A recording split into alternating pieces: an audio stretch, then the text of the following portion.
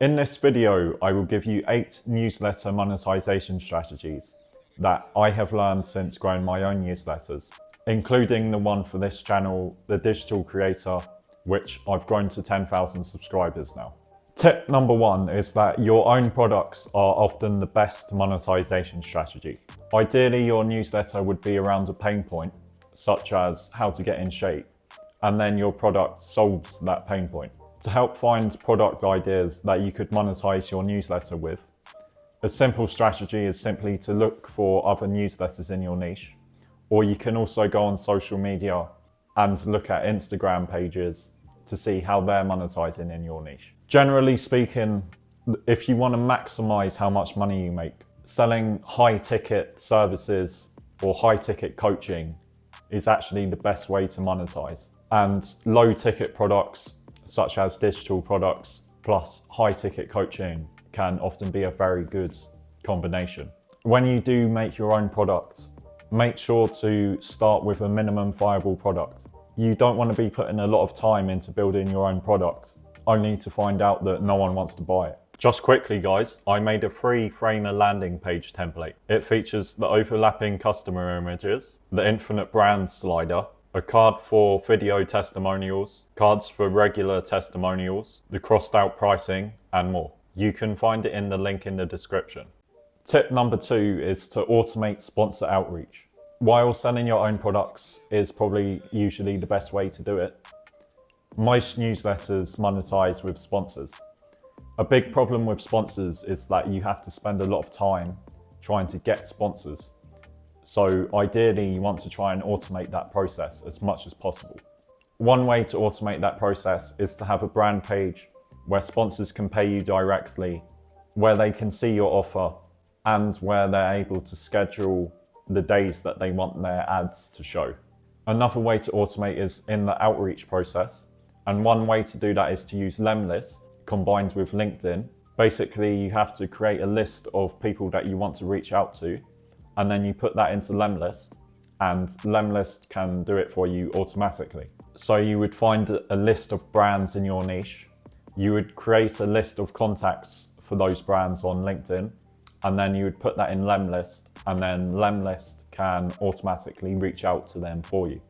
Tip number 3 is that getting good results for your sponsors will really help you. Ideally, you don't need to be outreaching to sponsors at all. Ideally, all of your sponsor slots should be coming from sponsors who have already sponsored you in the past. And that way you won't need to do any outreach, and it will be very easy for you to put the sponsors into your emails. So it helps to make sure that they get good results. And to do that, you can make sure to use good copy for them when you're promoting them in your emails. And you can also make up for bad emails. If one of the emails happens to get a really bad open rate, or they get a really bad click-through rate, then you might want to make up for that by putting them in an additional slot in a future email. It also helps to have detailed metrics of your subscriber base, such as the countries they're from, ideally their income levels, how experienced they are in your niche, and other details about them in your niche, and how much they're clicking, and how much they're actually converting for your sponsors. And you can also get sponsors to buy multiple sponsorship slots by offering a bulk discount for buying multiple sponsorship slots. Tip number 4 is to add affiliate links where possible.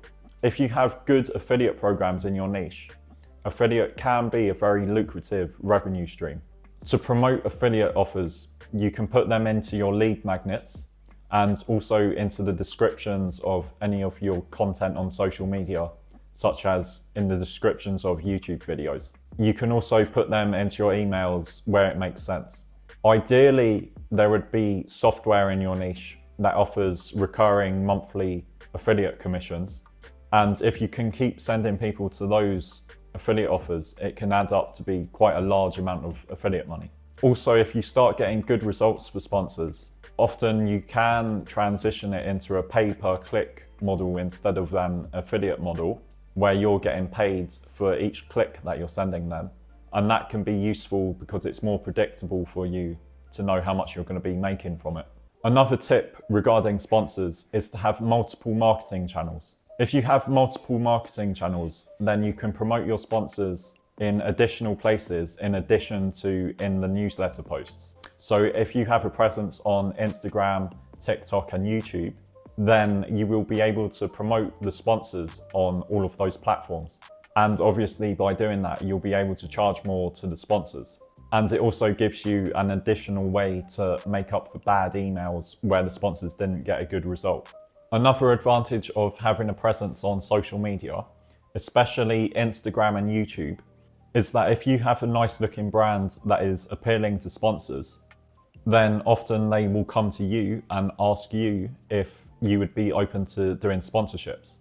And obviously that's going to help you to avoid having to do all of the outreach yourself. Tip number 6 is to be careful to make sure that you get the right audience. Ideally, you want the newsletter to have a really high open rate and a really high click-through rate where lots of people are clicking through on the links in the emails. And when sponsors see that you have a good open rate and a good click-through rate, then it's going to make them more likely to sponsor you. And it will also help you to be able to charge more compared with other newsletters in the same niche as you, because you're able to send more clicks to the sponsors. Generally, sponsors want you to have a US audience because that's the largest income market and it's also the largest market. And most sponsors will be based in the US. So having a large US audience is very useful. So that means when you're running Facebook ads, often actually you want to be targeting a US audience specifically, and maybe a Canadian audience and maybe a UK audience as well, because that will usually get you the highest value subscribers. Also, obviously, ideally you would have a high income audience because obviously they're going to have more money that they can spend on the sponsors. So what that means is that when you're creating your content on social media, you really want to make sure that it appeals specifically to your target audience.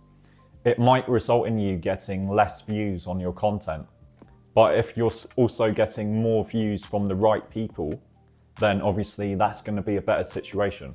It's better to grow your newsletter more slowly, but with the right audience, than it is to grow it quickly, but with a bad audience. Also, you want to be growing your newsletter with content that is as closely related to your newsletter as possible.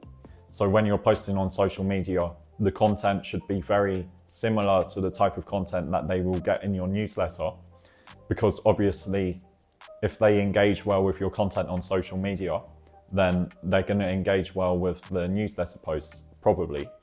But if you're growing on social media with content that's not related to your newsletter, then they're probably not going to engage that well on the newsletter. Tip number 7 is to create content and have a brand that's appealing to sponsors. Generally speaking, in my experience, having a spoken personal brand is the best situation when it comes to getting sponsors, because sponsors have noticed that generally people want to buy from other people who are like them and who they like, know and trust. And so having a personal brand where you're speaking often is actually the best situation there. But that's not to say that you can't get sponsors with a faceless brand that isn't tied to you in any way.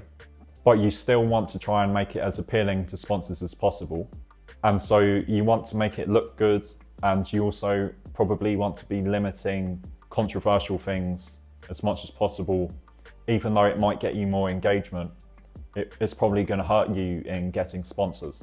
For reference, on my Instagram, which has 130,000 followers right now, when I started creating spoken reels where I was talking about software, I started getting brands coming to me and they were offering about $400 for me to create a single reel for their brand. Tip number 8 is to try to optimize your emails for engagement. If a sponsor sees that you have a low click-through rate, then it's not going to be ideal. Sponsors are going to want to see that you have a high click-through rate. And so it does help to try to increase your click-through rate in your emails. And ways to do that includes having a useful resources section where you're putting links to useful resources in your niche. Having good copy for the sponsors to make it more likely that people are going to click on the links. And also putting links near to the top of the emails so that more people are seeing the links.